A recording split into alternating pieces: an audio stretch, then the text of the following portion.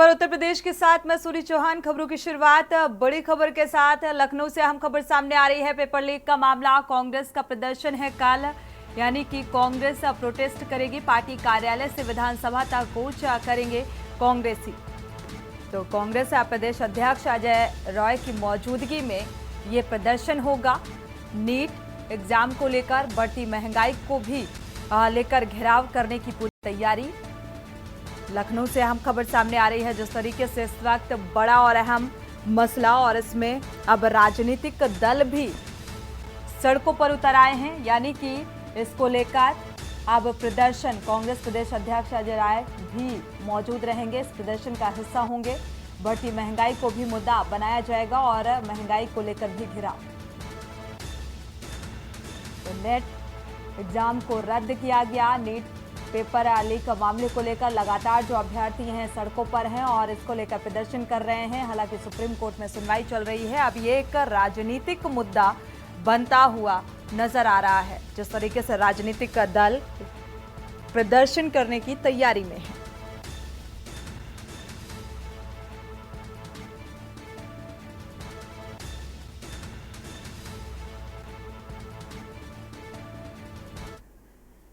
और इसी बीच फतेहपुर से अहम खबर, यमुना नदी में डूबे 4 युवक, 2 लोगों की मौत हुई है। 2 युवकों की मौत हुई है। गोताखोरों की मदद से 2 को बचाया गया है। पुलिस ने शवों को कब्जे में लेकर पोस्टमार्टम के लिए भेजा। खतवा गांव के रहने वाले ये युवक बताए जा रहे हैं। खखरेरू थाना क्षेत्र के परवेशपुर गांव की ये घटना।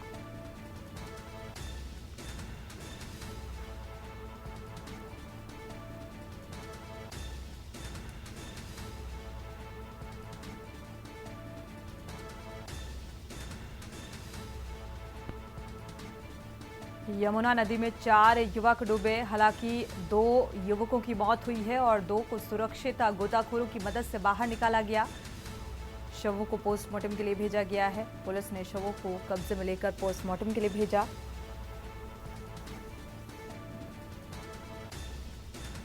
यमुना नदी में नहाने के लिए गए हुए थे 4 युवक और डूबने से 2 युवकों की मौत हो गई है। 2 को फिलहाल सुरक्षित बाहर निकाल लिया गया है।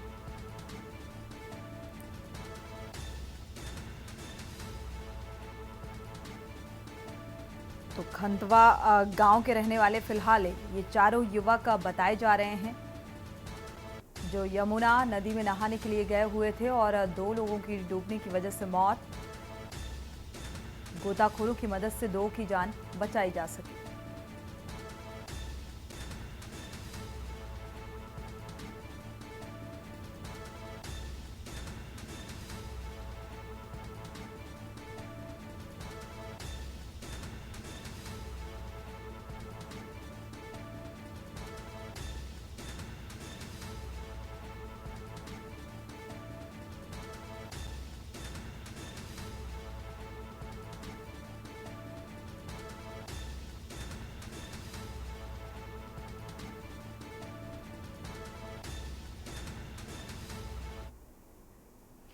बढ़ते आगे, शाहजहांपुर से अहम खबर, स्मैक और नकली नोटों संग 2 की गिरफ्तारी हुई है। कोतवाली पुलिस ने दोनों को गिरफ्तार किया है। दोनों से 500 के नकली नोट बरामद हुए।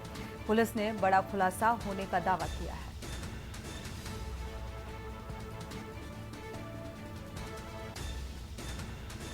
तो बड़ा खुलासा होने का दावा, फिलहाल पूछताछ जारी है। पुलिस ने बड़ा खुलासा होने का दावा किया है। नकली नोटों के साथ ये गिरफ्तारी। शाहजहांपुर से अहम खबर, स्मैक और नकली नोटों संग 2 आरोपियों को गिरफ्तार किया गया।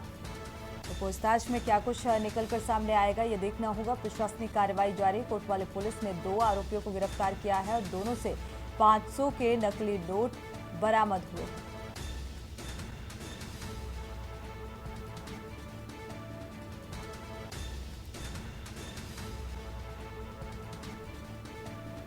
नकली नोटों संग 2 की गिरफ्तारी। आज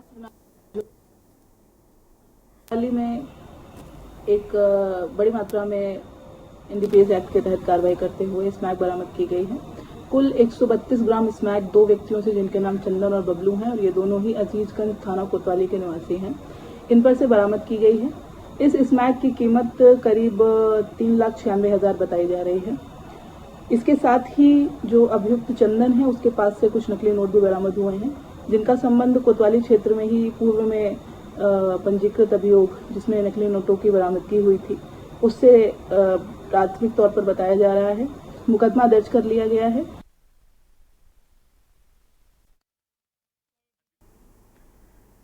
रुक करते हैं बाराबंकी का। बाराबंकी से हम खबर है, यातायात नियमों की धज्जियां उड़ा रहे दारोगा। सवारी बैठाने को लेकर दो दारोगा आपस में भिड़ गए। निजी वाहन में सवारी बिठा रहा था और उप निरीक्षक एक दारोगा ने दूसरे दारोगा को खुलेआम गालियां दे दी और यातायात प्रभारी के सामने दारोगा गाली गलौज करते हुए नजर आए। तो बीच सड़क पर निजी गाड़ी रोककर सवारी बिठाई जा रही थी और बाराबंकी के पटेल तिराहे का ये मामला सामने आ रहा है।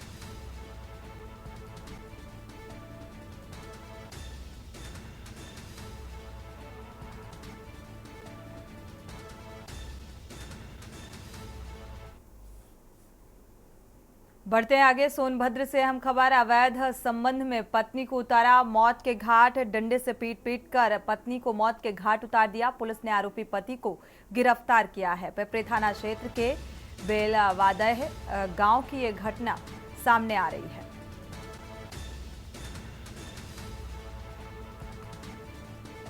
तो पुलिस ने आरोपी पति को फिलहाल गिरफ्तार कर लिया है। इस मामले में पीट कर पत्नी को मौत के घाट उतार दिया। अवैध संबंध का ये मामला सामने आ रहा है, जिसके चलते पति ने ये कदम उठाया। सोनभद्र से खबर, अवैध संबंधों के चलते पत्नी को मौत के घाट उतार दिया।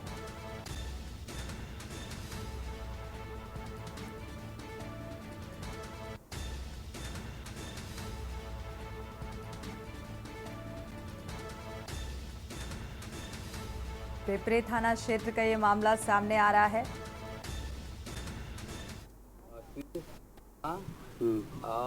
हाँ सर है यही। और कौन कौन?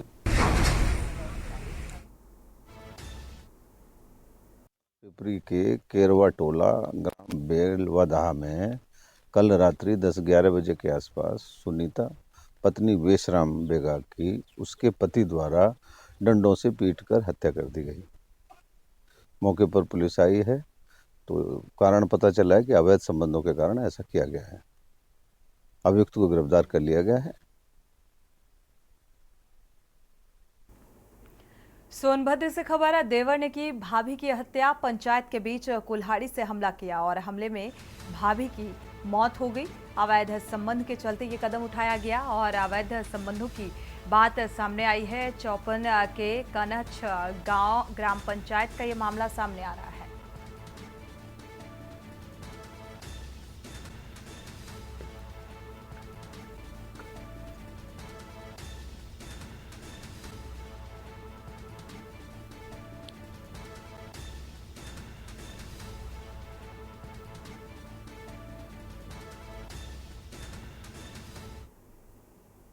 कनच थाना चौपन में आज सुबह 7:30 बजे एक महिला सोनी देवी पत्नी सत्येंद्र यादव की उसके देवर मनोज यादव द्वारा कुल्हाड़ी से हत्या कर दी गई है।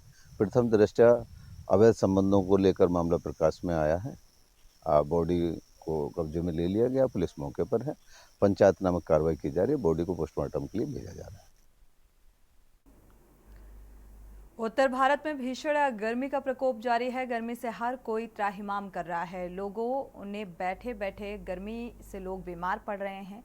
दिल्ली के राम मनोहर लोहिया अस्पताल में हीट स्ट्रोक के मरीज की तादाद जो है मरीजों की वो बढ़ती जा रही है। अस्पताल प्रशासन के मुताबिक पिछले 2 दिनों से हीट स्ट्रोक का शिकार हो रहे 22 मरीज अस्पताल पहुंचे और इनमें से 5 की मौत हो चुकी है। और आपको बता दें कि 1 दर्जन मरीजों की हालत गंभीर बताई जा रही है। उन्हें वेंटिलेटर पर रखा गया है। दिल्ली के राम मनोहर लोहिया अस्पताल में हीट स्ट्रोक के मरीजों की तादाद बढ़ रही है। अस्पताल प्रशासन के मुताबिक पिछले 2 दिनों में हीट स्ट्रोक का शिकार 22 मरीज आए, जिनमें से 5 की मौत हो चुकी है। उनके मुताबिक करीब 1 दर्जन मरीजों की हालत गंभीर बनी हुई है और उन्हें वेंटिलेटर पर रखा गया है। जब ड्यूटी पर था अभी चक्कर आ गया, बेहोश हो गया, तो दूसरा कोई लिया के हमको भर्ती किया। क्या कारण था? आपको चक्कर कैसे आ गया? और गर्मी से। आरएमएल अस्पताल में हीट स्ट्रोक के मरीजों की बेहतर देखभाल के लिए नए कूलिंग उपकरण मौजूद हैं। बेसिकली जो ये यूनिट है ये इमर्शन कूलिंग टेक्नोलॉजी पे बेस्ड है। वो लेटेस्ट टेक्नोलॉजी है वर्ल्ड वाइड। तो उसमें इमर्शन कूलिंग टब्स हैं, उसमें आइस मेकर मशीन है जिसकी कैपेसिटी 250 किलो प्रति दिन की है। हमारे पास आइस स्टोरेज कैपेसिटी के कंटेनर्स हैं, मल्टी पैरा मॉनिटर्स हैं, आईसीयू बेड्स हैं। इस टेक्नोलॉजी में बर्फ के ठंडे पानी से भरे इन्फ्लेटेबल टब का इस्तेमाल किया जाता है। हीट स्ट्रोक के शिकार मरीजों के शरीर का तापमान 105 डिग्री फ़ारेनहाइट से ज्यादा होता है। ऐसे में सिर को छोड़कर उनके पूरे शरीर को पानी में डुबोया जाता है ताकि तापमान कम होकर 102 डिग्री तक पहुंच जाए। इसके बाद उन्हें बिस्तर पर ले जाया जाता है। जैसे ही पेशेंट आता है उसके पहले ही हम अपने हीट स्ट्रोक यूनिट को एक्टिवेट करते हैं। वो इन द मीन टाइम ये टब भर के बर्फ वगैरह डाल के पेशेंट की वेट करते हैं और जैसे ही पेशेंट आता है उसमें उसको कोल्ड इमर्शन करते हैं। कोल्ड इमर्शन टेक्निक बोलते हैं इसको। तो पानी में पेशेंट को आधे से पौने घंटा रखते हैं और उसके बाद उसका टेम्परेचर धीरे धीरे जो हमारा टारगेटेड टेम्परेचर है 102 डिग्री फ़ारेनहाइट, जब पेशेंट का टेम्परेचर वहां तक पहुंच जाता है तो हम उसको टब से बाहर निकाल देते हैं। अस्पताल की कुछ एम्बुलेंस में बर्फ के ठंडे पानी से भरे मोबाइल इन्फ्लेटेबल पूल लगे हुए हैं ताकि हीट स्ट्रोक के मरीजों को उनके घरों और फिर आगे के इलाज के लिए अस्पताल ले जाते वक्त तुरंत राहत मिल सके। उत्तर भारत में पड़ रही भीषण गर्मी से क्या जानवर क्या इंसान हर कोई बेहाल है। मौसम के ऐसे मिजाज को देखते हुए किसानों को भी डर सता रहा है और पेड़ पौधे सूख रहे हैं तो फसलों के बर्बाद होने की भी चिंता किसानों को सताने लगी है। मॉनसून का मौसम आमतौर पर 15 जून से शुरुआत हो जाती है, लेकिन बारिश में देरी से किसानों के दिल बैठ रहे हैं।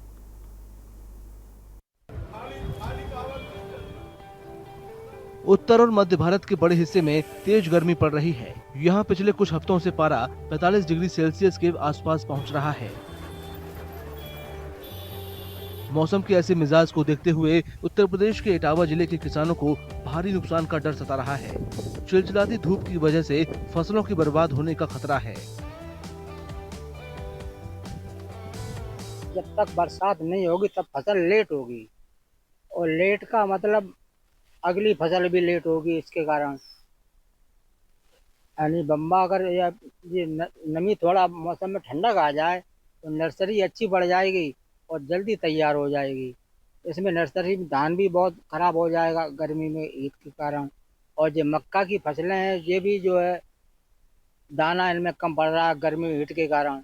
जो मानसून सीजन माना जाता है वो 15 जून से माना जाता है। 15 जून बीत गया है लेकिन अभी भी अनुमान लग रहा है, लोग लगा रहे हैं कि 5-7 दिन लेट और होगा। 25 तारीख तक मानसून का अनुमान लगा रहे हैं।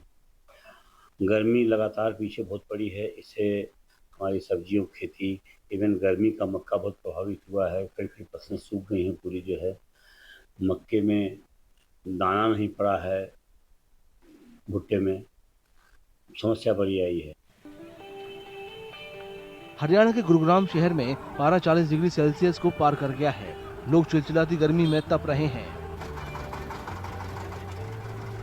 गर्मी तो बहुत ज़्यादा बड़ी है। अब टोपी हेलमेट दोनों चीज़ें लगानी पड़ रही हैं और जहाँ भी रास्ते में कहीं पेड़ की छाया दिखती थोड़ी देर रुकना को दिल करता है, लेकिन काम पे जाना निकलना किसी काम से जाना तो जाना ही पड़ रहा है। कोई रास्ता मतलब देखा जाए तो कुदरत का मामला कोई कुछ कर भी नहीं सकता।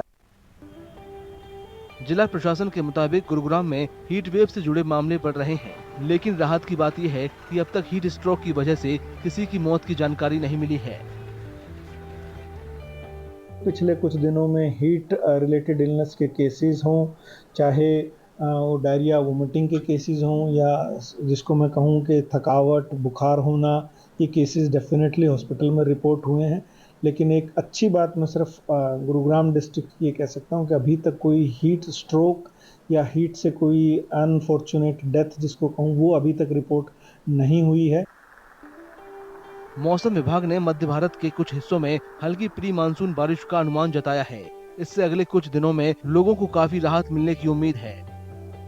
अगर आप पूरा नॉर्थ इंडिया की बात करें, starting from Punjab, Haryana, NCR, Delhi, Uttar Pradesh, Bihar, जहां पे हमने कल तक का रेड अलर्ट दे रखा था, लेकिन अगर बिहार की बात करें, वहां से थोड़ा ईस्टर्ली हवाओं के कारण रेनफॉल एक्टिविटी रहा और यही अनुमान है कि वेस्टर्न डिस्टर्बेंस के प्रभाव से हल्का फुल्का रेनफॉल रहेगा और इसमें इम्प्रूवमेंट आने का पॉसिबिलिटी है।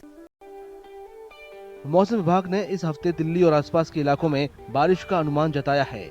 हालांकि उसका मानना है कि उत्तर भारत के ज्यादातर हिस्सों को तेज गर्मी से राहत पाने के लिए कुछ और दिन इंतजार करना पड़ेगा।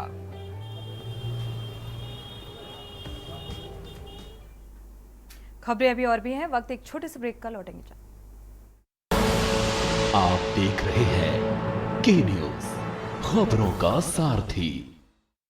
ब्रेक से वापस आ रहे हैं, रुक करते हैं खबरों का। उत्तर प्रदेश के अयोध्या में गुरुवार को सरयू महोत्सव की शुरुआत हुई और इस दिन सरयू नदी के घाटों पर भारी संख्या में श्रद्धालु पहुंचे डुबकी लगाने के लिए। सरयू महोत्सव नदी के जन्म के सालगिरह के रूप में ये दिन मनाया जाता है और मान्यता है कि सरयू नदी की उत्पत्ति ज्येष्ठ पूर्णिमा को हुई थी और इस साल ज्येष्ठ पूर्णिमा 22 जून को है। देखिए ये रिपोर्ट। उत्तर प्रदेश के अयोध्या में गुरुवार को सरयू महोत्सव शुरू हुआ। इस दिन सरयू नदी के घाटों पर भारी संख्या में श्रद्धालुओं ने डुबकी लगाई।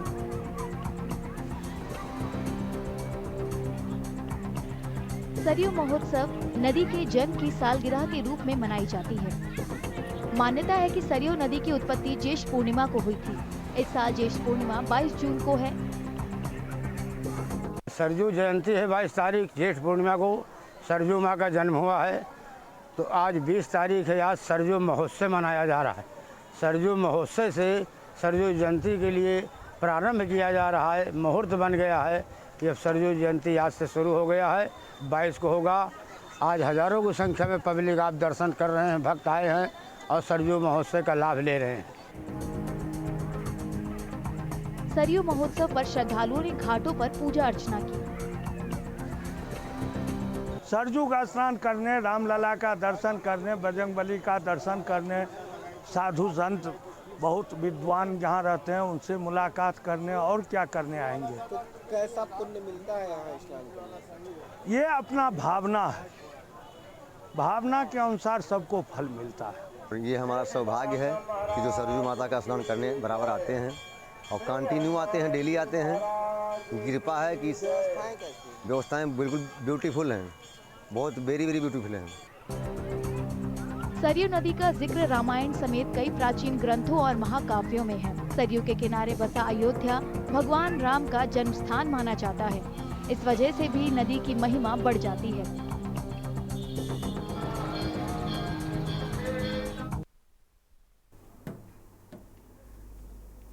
रुक करते हैं अगली खबर का और खबर गोरखपुर से है, जहां एक बार फिर चुनाव के बाद योगी का बुलडोजर सड़कों पर उतरा और अवैध निर्माणों पर कार्रवाई की गई। अपर नगर आयुक्त निरंकार सिंह की अगुवाई में नगर निगम की टीम ने 30 करोड़ से अधिक की संपत्ति को जमींदोज किया। ध्वस्तीकरण के दौरान भारी पुलिस बल तैनात रहा।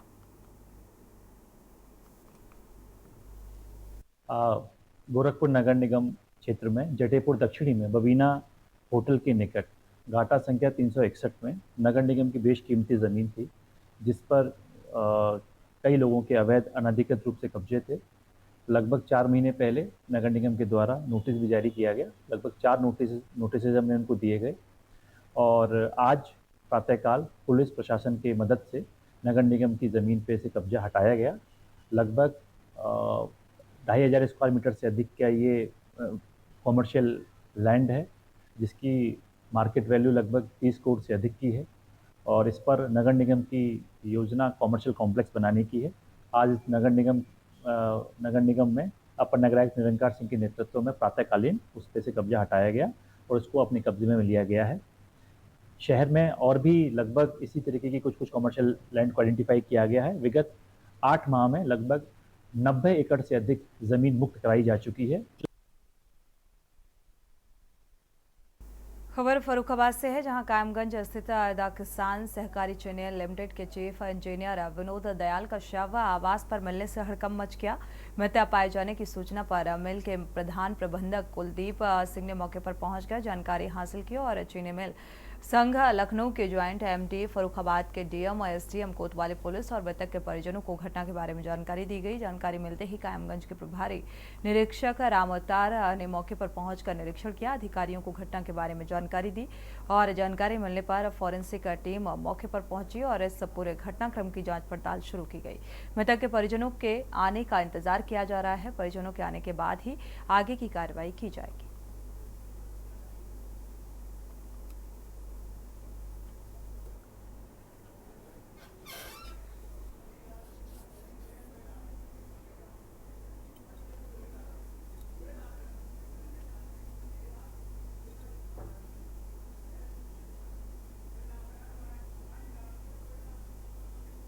इसी के साथ बुलेटिन में इतना ही। आगे खबरों के लिए आप देखते रहिए के न्यूज़ इंडिया। आप देख रहे हैं के न्यूज़, खबरों का